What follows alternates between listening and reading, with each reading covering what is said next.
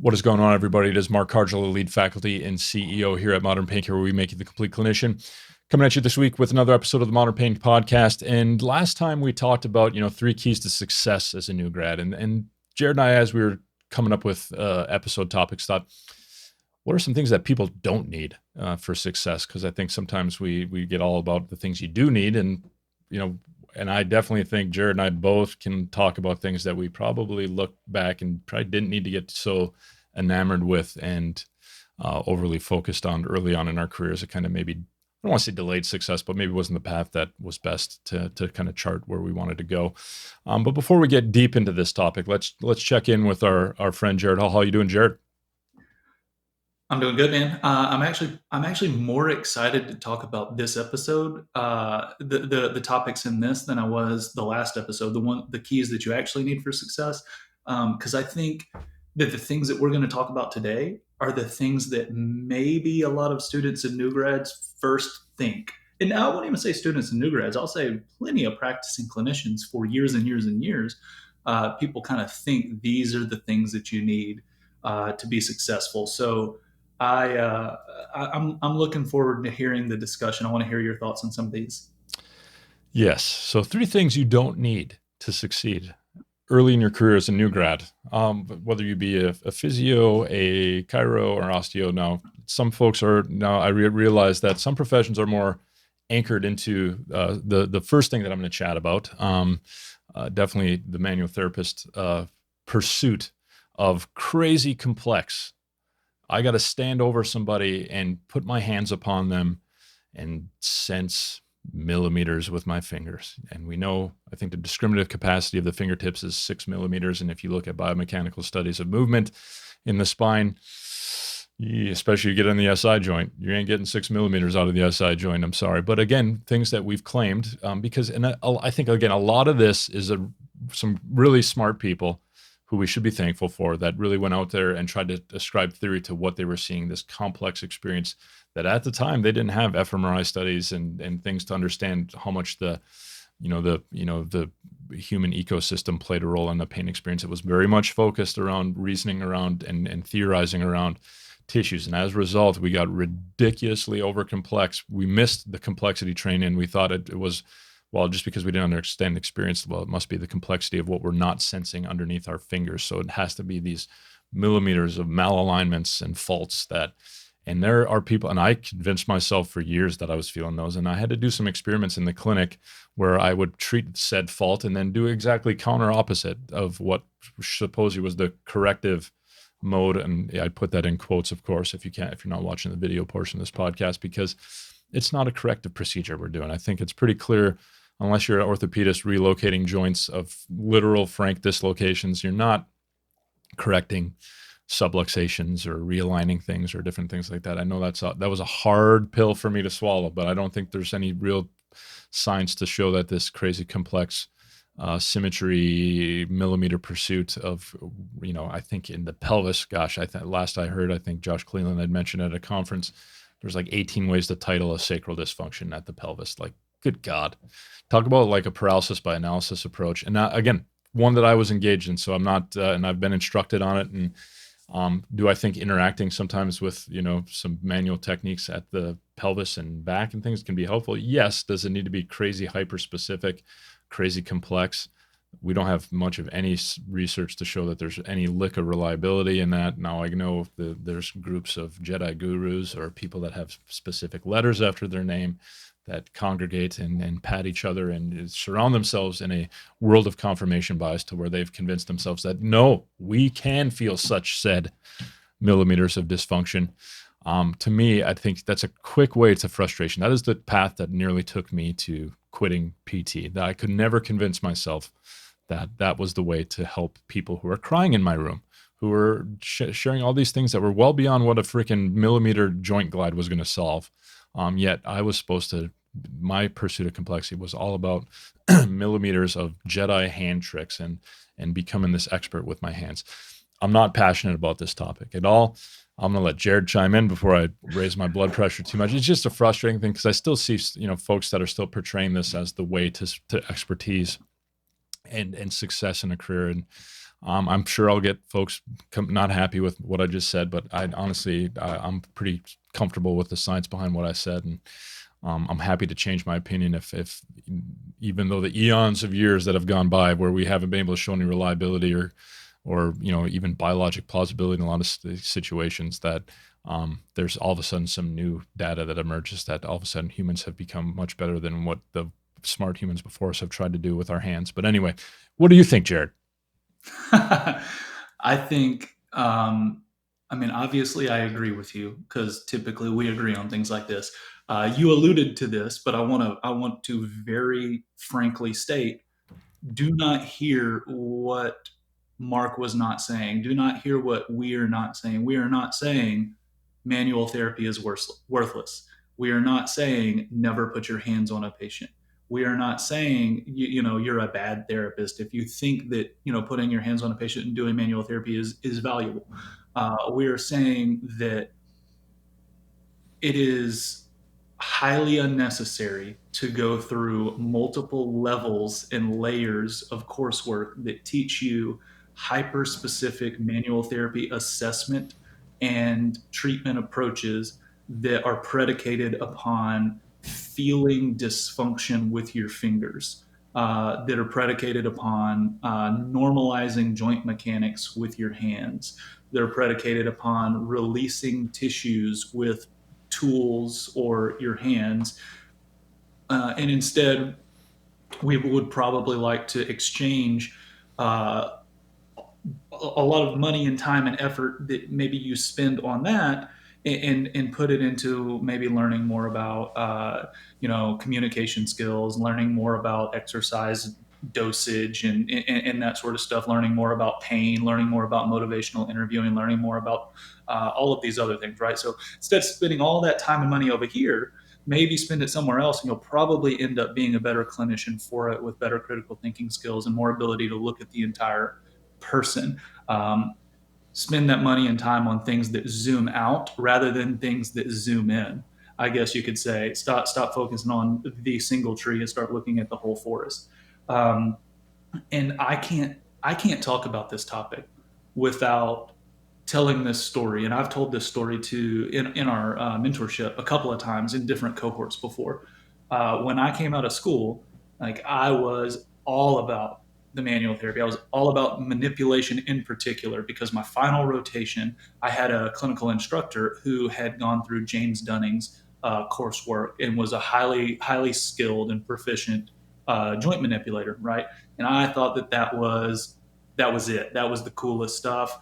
I loved making necks and backs and ribs and stuff crack and pop, and it was everything, right? So then I came out of school and boom, I start taking all of Dunning's courses. Okay, I've taken all those. I need to take some Gibbons and Tejon. Okay, I've taken those. I'm going to take some stuff from ISPI.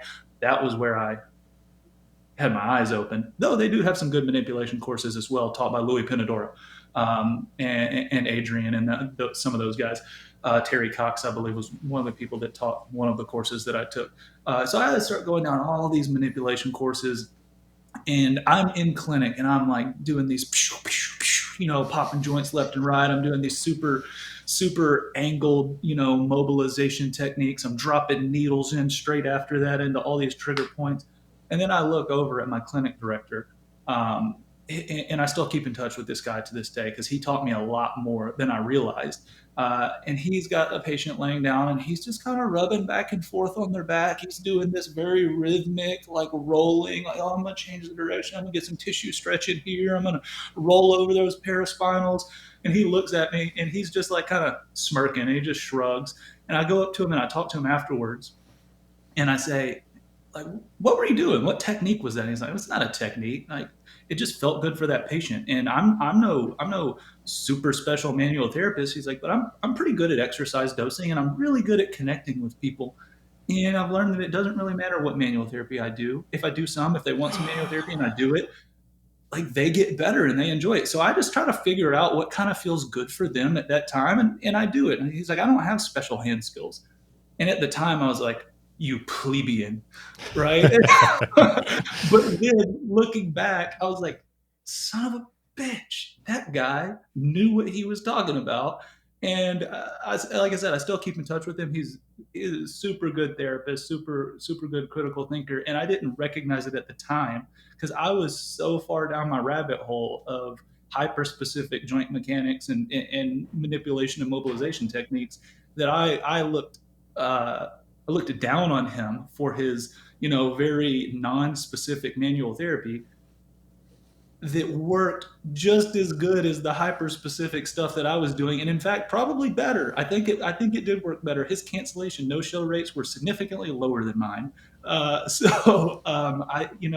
learned a thing looking back at that a year later. Yeah, no, I've been the same therapist who you didn't fit my club of what I do, and that's still there, man. And that's why I tell students, do not lock yourself into one way of looking at the human being and one way of treating the human being, like where you're just going to the same conference with the same people, where you just get a group of people who look over the folks like Jared looked over, who are doing some great shit. Sorry for the swear, but that if you just would just humble yourself, as we spoke about last episode, and be open that there's another way. That was a big thing that changed my mind, and it also took me to see like the experts in manual therapy, just like Gifford had when he took a year-long internship with Jeff Maitland, saw the same people failing in his practice that he saw in other people's practices, because it doesn't, although Maitland did some amazing things with patient communication and things, he's probably was, more pain science than I think he even recognized, because I think implicitly he just figured out you got to connect with the human in front of you and understand things in front of you from their perspective. But they still just trying to modulate it through a peripherally dominated approach just wasn't cutting the mustard, um, and that's a tough thing for a lot of folks to let go. This fact that you need to have these where you've spent hours of pursuing the most gray-haired Jedi-looking manual therapist to learn all these amazing manipulative skills. I'd argue you don't need much complexity in the manual therapy world. If you need to manip a few things, learn a few basic ones of the neck, mid back, low back. I'd argue maybe 4 or 5 techniques tops, but I'd argue the biggest techniques that are going to get you low cancellation rates is the ability to connect with the human being in front of you and gain confidence and alliance and trust that you're going to move them towards valid goals and get them to believe in themselves. And I don't think, honestly, whatever thing in that R2 study, the things that all follow the same short-term pain modulation you want to choose that get you that short-term pain modulation, as long as it's not too, dependency creating from a patient perspective, I don't think it matters. And a hyper-specific manual being one of those. Let's move on to our another thing here, Jared, because we're clipping along here. The one thing, this pursuit of crazy complex exercise and the crazy expensive complex equipment that often follows that along. And I definitely will say in my clinical career, I thought, oh man, I need the Alter G or all these things. And I'm not saying they can't have their place for hyper specialized settings and different things. But I've come full circle on my thoughts on crazy complex exercise and equipment. One, patients don't have the ability to often execute crazy complex exercise, and definitely don't have crazy complex exercise equipment unless you work somewhere where people have those type of resources. I've really become a big fan of the human body weight and gravity use of my complexity of exercise. What's your thoughts on that pursuit, and maybe where you were in that pursuit of the exercise and equipment in your career? Yeah, well, this is where I was on the roller coaster again. So before PT school, I was in some strength and conditioning type background and that sort of stuff. And of course, my mindset was on big lifts and all of that sort of stuff. But that was also at a time where like unstable surface training and all of this sort of stuff and like sequential recruitment of muscles and everything was like super big. So I got into PT school and I was like, oh, it's all about exercise. And then I was like, nope, it's all about manual therapy. And then after that, after my manual therapy awakening, I kind of swung back and I was like, it's all about exercise again. And you've got to do um, motor recruitment in a certain way. You've got to recruit your muscles in this way or that way to normalize the motion because you've got a dysfunctional movement pattern, or you know it's all about those quote unquote stabilizer muscles. Really, we've got to work on the stabilizer muscles. So let's do some unstable surface training. To this day, I don't know what a stabilizer muscle is. I took a really complex and in-depth anatomy course both in undergrad and in PT school, and I never found a stabilizer muscle. You know, those little ones that they talk about. What are stabilizer muscles? All of the muscles contract and they move and they shorten and they contribute to movement. Um, so that was one thing, right? So you go down this hyper specific. There's always these crazy rationales about, well, it's about, you know, motor patterning, and it is about motor control, and it's about you know, strengthening what's weak and loosening what's tight, and all. You come up with these funky exercises. It's because your psoas is dysfunctional and your diaphragm is dysfunctional. So you've got to do your unstable squat while you're blowing through a balloon and balancing a glass of water, you know, on your head or something like that. Uh, and there's not really a lot of evidence to support that or rationale for that or biological plausibility for any of that sort of stuff. And it's just layering on complexity. And what it ends up doing is actually putting restrictions on people's movement, right? You're taking movement, which is the thing that people want to do. It's the thing that we do from the time that we're born. It's the thing that we learn how to do just by watching other people and just trial and error throughout our whole life, right? Nobody has to teach us how to move that much, to get around and to pick something up off the floor and to crawl and to roll over and to get out of bed. These things just happen. And then we're going to all of a sudden say, well, you're 50 years old now and you've just lost how to move, right? So we're going to break it down and make it hyper complex. And what that ends up doing is that puts constraints on people when we should just be getting them moving, having them use their bodies freely, having them use their bodies without having to think about every little minute detail of the process that they go through. We're putting, constraints on them. And what do constraints do? Well, they minimize movement variability. What does minimization of movement variability do? Well, that probably loads up the same exact tissues even more, right? So if you got something that's sensitive and you restrict down, I don't want to go down the rabbit hole.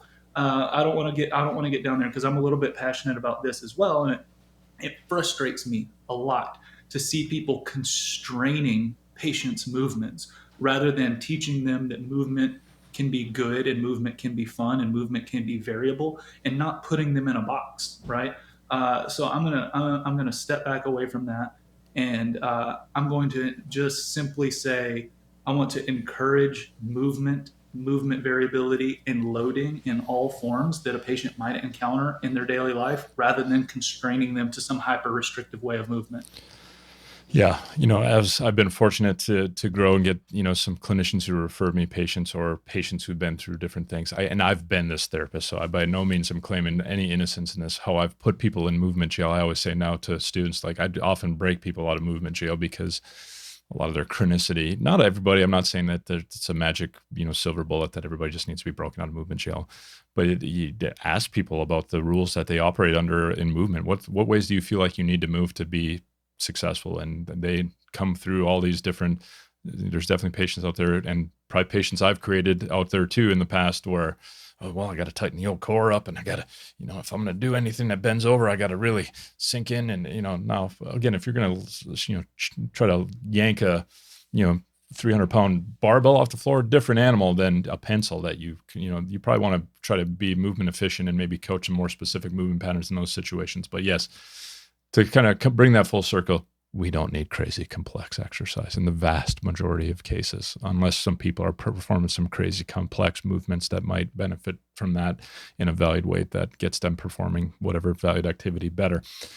Now, let's bring this all to the third thing that you don't need to succeed. And this is one that I struggled with mightily. And I was fortunate to work with companies that were very supportive of continuing education. But I felt like my arrival depended on how many letters were after my name. I had to have, and I still have some letters, although I probably will be losing some as I don't choose to renew some over time. But this pursuit of alphabet soup, and it's this thought that a couple of things that I want you to recognize: patients don't care. Okay, I'm gonna. This might come as a shock, but patients don't care how much letters you have after your name. If you can get them better, they care. That's for sure.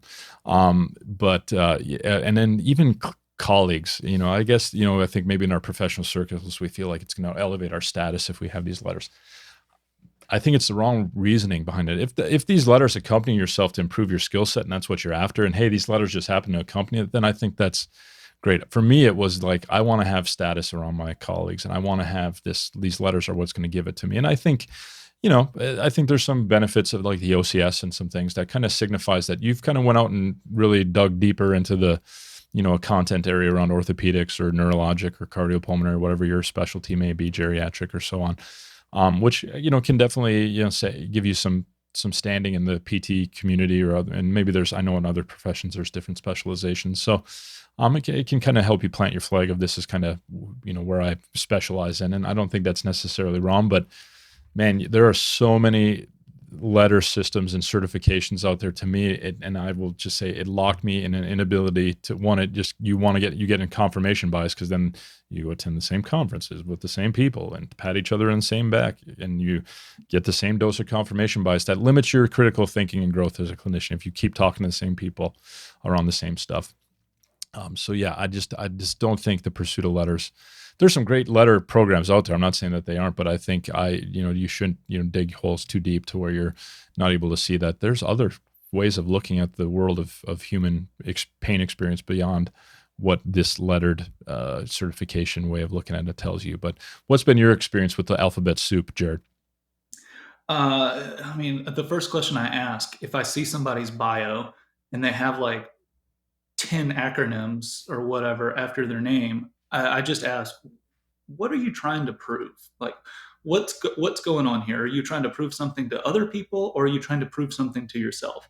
And you mentioned there are some letters that are probably to some degree helpful, and I'll readily admit, if patients reach out to me on a regular basis, right, and they ask, "Hey, I'm in Timbuktu, and I'm really looking for somebody to help me out. And if I don't know, first I'm going to check my network. Do I know a therapist there that I trust? If I don't, well, then I'm going to help that person find somebody that is maybe a board specialist or a fellow, right? Because I know that if you've sought board specialty and or fellowship, while I might not 100% agree with everything that you do, I think that you've shown significant investment in furthered education, and there's an accreditation program for those specialties, right? Even if they're not perfect, there's a fairly rigorous accreditation standard.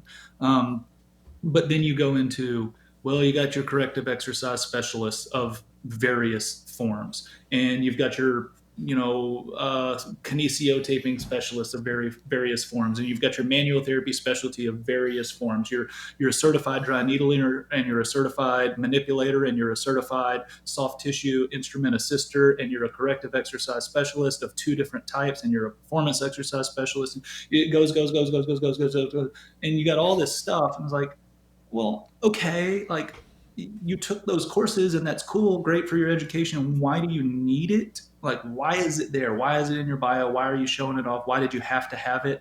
And to some degree, sometimes it concerns me because then I see a million certifications after somebody's name and I say, man, this concerns me that this person thinks that the toolbox approach of just slapping interventions at people is probably what they need, rather than a critical thinking and clinical reasoning model and process to help that person figure out, to work with that patient in that way.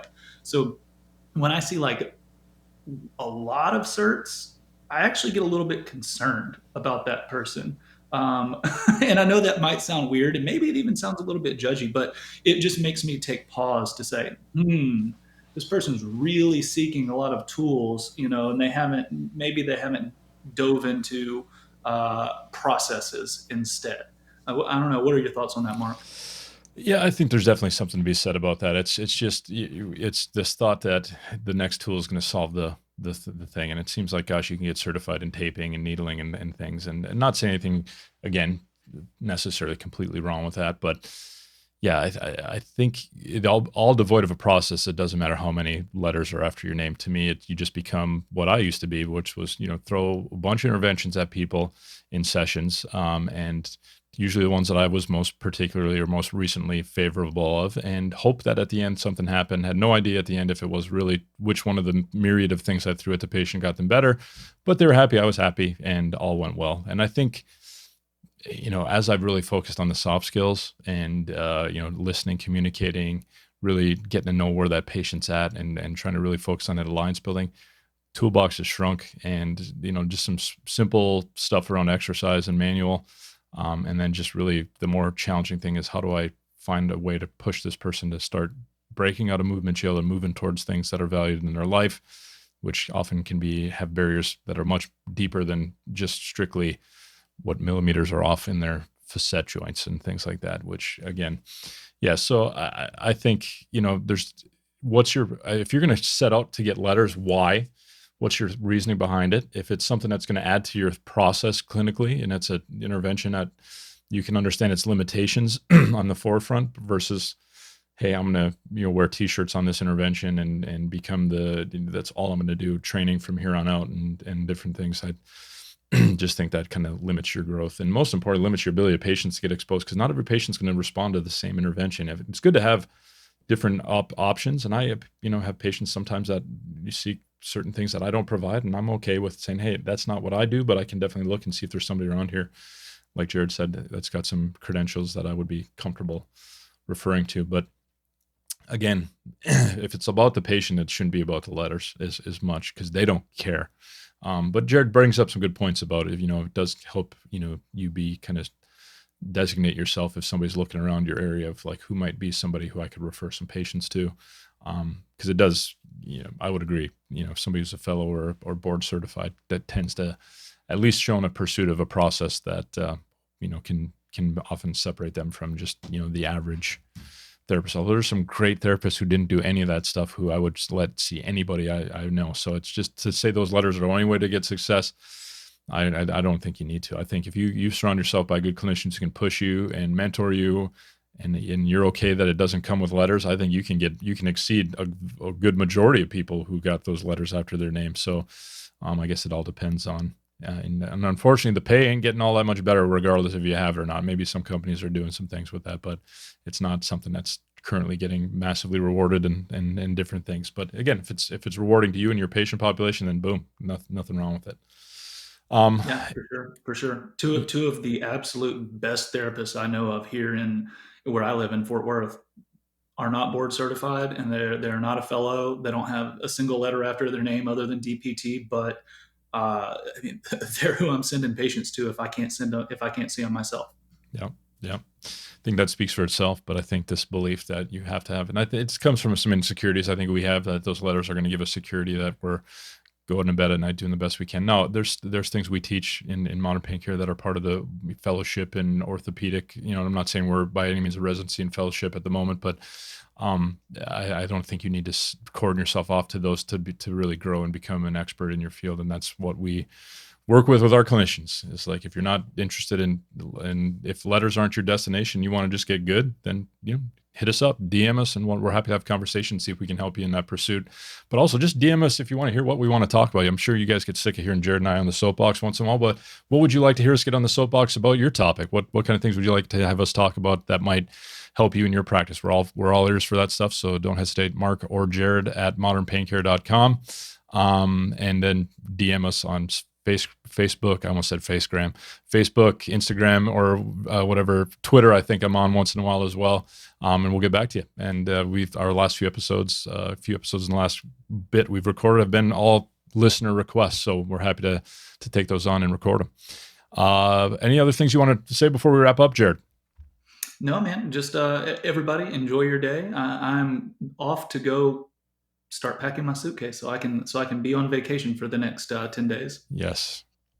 Going to Germany. Jealous. That's on my bucket list. Look forward to hearing how it goes. Enjoy your trip. Safe travels. And this is just before Thanksgiving. So happy Thanksgiving, everybody. Happy holidays, everybody.